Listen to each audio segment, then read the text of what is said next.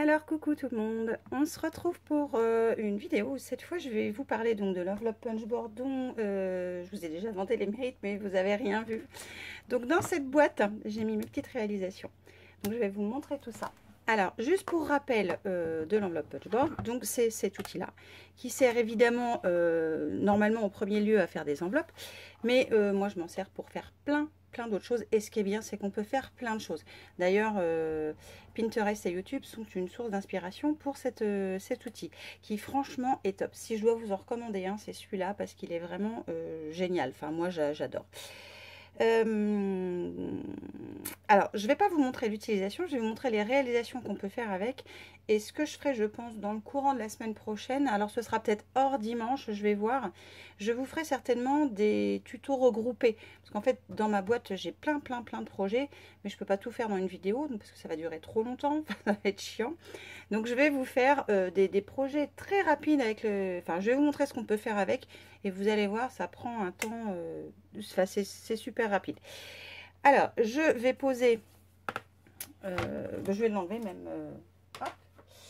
Je vais l'enlever et je vais ouvrir ma petite boîte. Et je vais vous montrer ce que j'ai pu faire avec. Alors, on peut faire des enveloppes. Ça, vous le savez. Je n'ai pas fait d'enveloppe là. Vous ne verrez pas d'enveloppe aujourd'hui. Enfin, entre guillemets, des enveloppes boîtes, hein, comme celle-ci par exemple. C'est-à-dire que ça vous permet, alors moi c'est pour ça aussi que je m'en sers, c'est que je vais pouvoir en fait faire des enveloppes avec des cartes ou des ATC par exemple, comme il y a là, qui ont du volume, sans que ça les écrase quand je vais les envoyer. Donc, je vous montre pas ce qu'il y a dedans, ce sera une autre vidéo, puisque ça va partir chez quelqu'un. Mais voilà, c'est pour vous donner une idée de ce qu'on peut faire. Donc enveloppe tout simplement, et là en l'occurrence j'ai de l'épaisseur, donc c'est une enveloppe qui pour moi va pouvoir contenir de l'épaisseur, et ça j'adore. Ensuite au niveau format enveloppe pardon, j'arrive pas à parler, on a ce type d'enveloppe là, donc qui est dans le sens de la hauteur, qui fait penser à des enveloppes utilisées surtout dans les pays, je pense, si je me trompe pas, c'est anglo-saxon américain. Et en fait avec juste la petite ficelle, voilà, on va pouvoir fermer son enveloppe. Hop, et voilà, tout simplement. Et renouer à nouveau. Alors ça, ces enveloppes là, ou les enveloppes on va dire à voler, c'est juste génialissime. Donc ça, c'est un premier projet. Enfin, ce sont deux premiers projets. C'est le but au fait de l'enveloppe punchboard, c'est de faire ce genre d'enveloppe. Ensuite, on peut faire plein d'autres choses. On peut faire des petites boîtes. Alors, en petite boîte, j'en ai réalisé quelques-unes. J'ai réalisé d'abord celle-ci, donc qui ressemble un peu à un petit sac, je sais pas. Je pense que vous pouvez voir. Et j'adore ce petit effet croisé là. Voilà, ça j'aime beaucoup. Donc une autre boîte, hop, je vais vous en montrer une autre. Alors celle-ci, voilà, que j'ai cette fois fermée avec un nœud sur le dessus. Et j'ai en fait utilisé le même papier pour tout. J'ai réalisé toute la boîte en fait avec du papier très vanille, donc qui est voilà, qui n'est pas jaune, qui est légèrement crème. Je pense que vous le voyez. Mon nœud est à quelque chose près de la même couleur. Et en fait, j'ai utilisé exactement le même papier, sauf que j'ai ancré avec fruits des bois les petits carrés que j'ai collés sur les côtés. Alors ces techniques là j'adore, ça fait un effet génialissime, je pense que vous le voyez, c'est, enfin moi je kiffe, c'est juste trop beau, j'adore, voilà, j'aime. Donc une autre boîte, encore une boîte, alors cette fois donc sur le même principe, hein, parce qu'on a toujours le petit rabat de l'enveloppe, et moi j'aime bien le laisser. Je ne l'ai pas décoré parce qu'il y en a certaines qui vont être offertes, donc je veux pas que les personnes qui vont les voir et une trop grosse surprise quand même. Je vais garder un petit peu le suspense. Donc soit on peut les fermer comme ça, et dans ce cas là ce qu'il faudra faire c'est couper à peu près par ici pour avoir un format boîte, et à la rigueur le mieux c'est d'habiller, voilà, le contour de la boîte, ou de mettre un très gros ruban pour cacher le petit retour du côté enveloppe, ou alors le laisser comme ça et mettre juste un petit ruban pour fermer, ou un scratch ou un aimant, voilà, ce qu'on veut après. Et voilà, ce sont des petites boîtes qui sont juste enfin j'adore quoi, j'adore. Encore une. Et parce que j'en ai fait plein des boîtes, on peut faire plein de boîtes différentes. Donc ça ressemble, je trouve, à un petit berlingot. Donc je l'ai fait couleur craft, mais après on peut faire la couleur qu'on veut. Et voilà, je l'ai réalisé aussi avec l'enveloppe punchboard. La fermeture se fait avec un une attache parisienne dans laquelle, hop, alors, mon papier est un peu fin, c'est pour ça que j'aime pas trop utiliser le papier. Voilà, tout simplement comme ça. On va pouvoir mettre des friandises dedans. J'en ai pas mis, j'aurais peut-être dû. J'en mettrai pour faire la photo. Et voilà, c'est fermé. Donc encore un petit exemple de petite boîte sympathique, je trouve, à réaliser. Ça prend 2 temps 3 mouvements. Franchement, c'est le plus long, c'est limite de percer et de passer la tâche parisienne, j'arrive à le dire. C'est une boîte dans laquelle j'ai rangé mes ATC. Donc là, j'ai utilisé un carton, un papier cartonné, donc marron. J'ai ancré du pépite de chocolat. Voilà, j'adore les techniques de réancrage par-dessus. Et comme je n'avais pas de papier couleur pépite de chocolat, ce que j'ai fait, c'est que j'ai pris mon encre, un doigt éponge, et en fait, ce que vous voyez là en marron, ça, je l'ai ancré uniquement sur du papier blanc. Donc le murmure blanc. Avec la couleur pépite de chocolat qui est juste magnifique, et ces fleurs là qui font partie d'un set de tampons qu'on peut avoir en cadeau ce mois-ci. Évidemment, me sert à ranger, évidemment, vous savez pas, des ATC qui sont que j'ai gardés, ce sont les miens ceux-là, que j'enverrai peut-être plus tard, mais voilà, ce sont des ATC qui sont prêts, qui partiront. Donc je vais m'en faire d'autres, des boîtes comme ça, parce que dans le coup elle commence déjà à être un peu trop petite. Donc vous voyez, c'est encore une boîte qu'on peut réaliser pour y ranger. Après en gros voilà ce qu'on veut, hein. Et je continue avec mes petites boîtes. J'adore les petites boîtes de rangement. Souvent, c'est galère pour trouver des tailles en magasin. Là, j'ai réalisé 2 petites boîtes d'allumettes. Alors, hop, ça, je l'ai réalisé avec du papier de mauvaise qualité, hein, ça se voit. Ça, j'ai réalisé avec du papier Stampin' Up. Enfin, la structure, hein, pas ce que j'ai collé, mais la structure. Et en fait, par exemple, vous voyez, les découpes des petites poupées Kokeshi sont super fines. Donc, j'ai trouvé sympathique de mettre les découpes dedans. Et dans le coup, j'ai collé ma petite poupée par-dessus. Donc, ça va me servir certainement pour d'autres petites découpes que je peux être amenée à avoir. Parce que voilà, c'est pas facile de les ranger, de les utiliser. Donc, voilà, j'ai mis la petite poupée en 3D par-dessus pour avoir une petite idée. J'ai ancré le papier, donc, mais c'est pas le papier d'origine Stampin' Up. Et j'ai mis mes petites décorations à l'intérieur. Donc, encore une fois, des petites boîtes. J'adore les boîtes. Celle-ci, j'ai rien mis dedans. Voilà. Mais voilà, j'adore faire des petites boîtes. J'adore. Autre petite chose qu'on peut faire avec l'emblème Punchboard, et j'ai adoré ce système, et ça, je vais en faire pour Pâques. Ce sont des petits paniers. Voilà. Tout simplement. Donc, moi, j'ai rajouté un petit sticker parce que je l'ai fait aux couleurs du printemps et entre guillemets de l'approche des beaux jours, et je l'ai trouvé assez frais et peps. Donc dedans vous pouvez mettre des chocolats, ce que vous voulez en fait. Et vous voyez, j'ai laissé l'anse libre de façon à ce que ça fasse vraiment petit panier. Et c'est pareil, ça il faut pas longtemps pour le faire.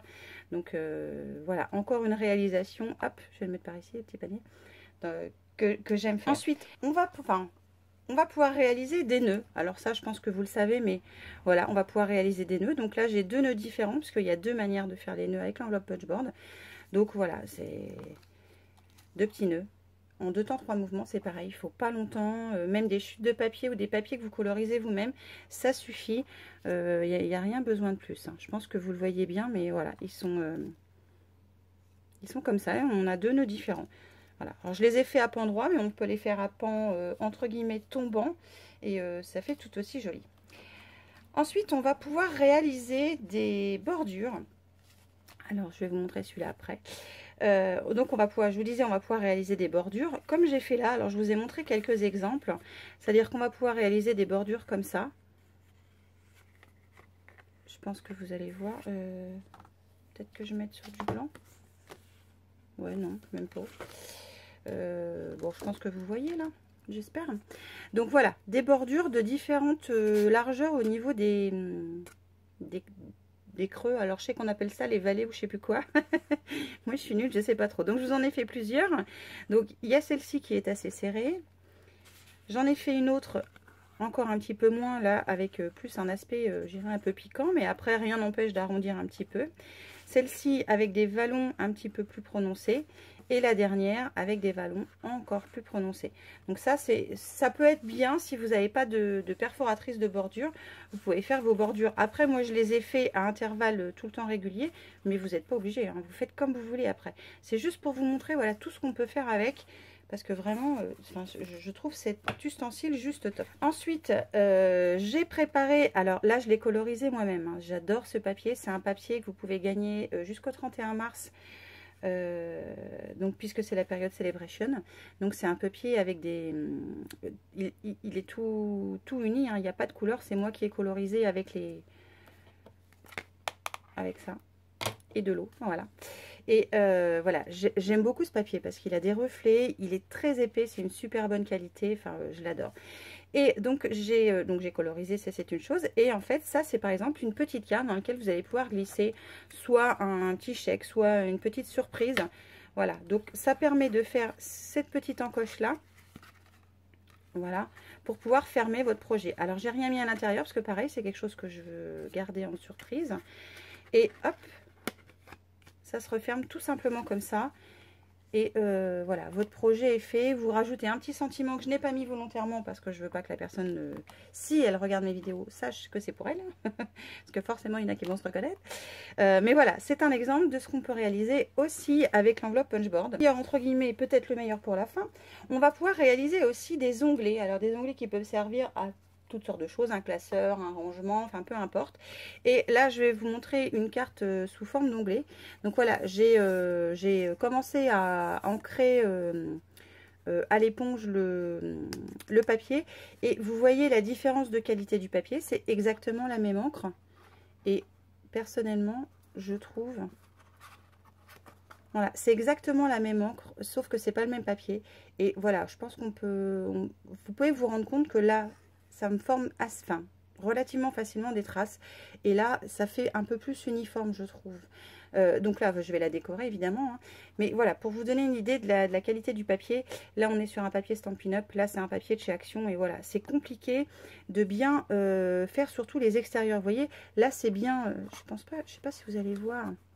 Vous voyez, mon encre elle est uniforme sur le papier, elle fait pas de petits points, alors que là ça fait plein de petits grains. Je pense que vous allez voir. Donc la qualité du papier est importante aussi. C'est pour ça que voilà, les personnes qui m'envoyaient un petit mot disant ouais, tu te rends compte, tu prônes du cher. Oui, je prône du cher, mais bon, ça dépend ce qu'on veut faire. Voilà. Après, vous êtes libre, hein, voilà. Mais c'est pour vous montrer aussi une petite différence et vous montrer aussi qu'on peut faire des petites cartes en anglais. Je vous montre un petit truc après ensuite. Allez, toi, je vais te mettre là. Ensuite, on peut réaliser des petites étiquettes. Alors, je vais les attraper. Je fais gaffe parce que je ne veux pas tout vous montrer en une fois. Donc comme je vous disais, on va pouvoir faire aussi des petites étiquettes. Alors je vous en ai réalisé deux. Alors la première, donc ce que j'ai fait, c'est que j'ai réancré ce papier. J'en ai fait une deuxième qu'on pourra coller par-dessus, sur lequel on mettra le sentiment. Alors je ne les ai pas collés parce que je pense que je mettrai de l'épaisseur au moment où je vais m'en servir. Mais voilà, vous pouvez réaliser des petites étiquettes. Alors j'en ai réalisé une couleur fruits des bois et une d'une autre couleur, n'est pas Stampin' Up. Et voilà ce que ça donne. Voilà, vous pouvez réaliser des petites étiquettes si vous n'avez pas de perfo étiquette, si vous n'avez pas de dies. Juste avec cet outil-là, on peut aussi faire des étiquettes, et ça, je trouve ça juste top. Donc, que demande le peuple. Et pour presque terminer, j'ai réalisé 3 tags, parce que oui, on peut faire des tags. Alors, je vais vous les montrer. Voilà, j'ai réalisé des tags uniquement avec la perforatrice de l'enveloppe punchboard. Donc, aussi bien le haut que le bas, puisque on peut aussi bien faire des creux que faire des arrondis d'angle. Et donc voilà, j'ai réalisé ces 3 tags là. Donc papier Stampin' Up murmure blanc à chaque fois. Ça, ce sont les découpes du set Ravissant Bouquet. Voilà, donc j'avais envie de faire un bouquet sur un tag, donc je l'ai fait. J'ai rajouté une petite étiquette aussi. Là, j'ai fait une gorgeuse parce que voilà, j'ai reçu les dice, donc je voulais essayer. Et je suis assez contente de ce que ça peut donner au niveau résultat. Ils sont tout mignons. Et un autre avec cette fois des petits papillons en relief, des dégradés de couleurs. Je pense que vous verrez. Il ne fait pas la mise au point. Ah, ça y est. Voilà. Donc je pense que vous voyez. Et on peut faire ce genre de choses aussi. Donc vous voyez, pas besoin d'avoir des fois 1 million de matériel, juste un outil comme là l'enveloppe punchboard, et vous réalisez tout ça. Je vais faire un petit peu de place et je vais vous montrer une partie des rangements que j'ai fait. Et merci l'enveloppe punchboard. Voilà, donc j'ai fait les rangements pour mes tampons. J'ai pas encore fait pour les dies parce que hop, je vais pousser un petit peu tout ça. Je prendrai une belle photo après. parce que bah, j'ai pas encore eu le temps, hein. Ça prend du temps, mine de rien, de ranger tout ça. Alors, on regarde pas le bazar. J'ai réalisé, alors à mon avis, vous ne verrez pas. J'ai réalisé des intercalaires, voilà, pour mes tampons. Alors, tous mes tampons sont rangés. Alors, si je me mettais dans l'autre sens, peut-être que ça marcherait mieux, je sais pas.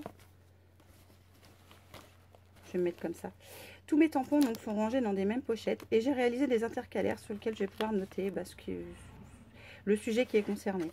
Là, ça va être tout ce qui est enfantin et c'est tout, je crois. Voilà, tout ce qui est enfantin. Là, ça va être tout ce qui est fleurs. Là, c'est tout ce qui est en rapport avec les saisons. Donc là, automne-hiver pour l'instant. Là, c'est tout ce qui est en rapport avec des mots, enfin des mots, des citations, des arabesques, voilà, des choses un petit peu abstraites. Ensuite, ça, ce sont tous les tampons de fond. Donc, j'aime beaucoup les tampons de fond. Ça, c'est tout ce qui est en rapport avec la cuisine. Et puis voilà, bah, tout le reste est rangé. Donc, ça me permet d'avoir... je vous mettrai une photo là maintenant de ce que ça peut représenter le rangement vu mieux. Parce que là, je pense que vous voyez pas bien. Mais voilà ce que ça donne. On peut faire vraiment... C'est un outil ultra complet. C'est-à-dire, moi, si je peux réaliser des intercalaires comme ça pour mes tampons, vous pouvez l'utiliser aussi pour vos enfants. Pour leur classeur, enfin, et puis on peut tout personnaliser, donc c'est juste top. Moi je les ai fait de ces largeurs là, mais on peut les faire évidemment bien plus petits. Tout dépend de ce que vous voulez faire et comment vous voulez le faire. Moi je voulais le faire comme ça, donc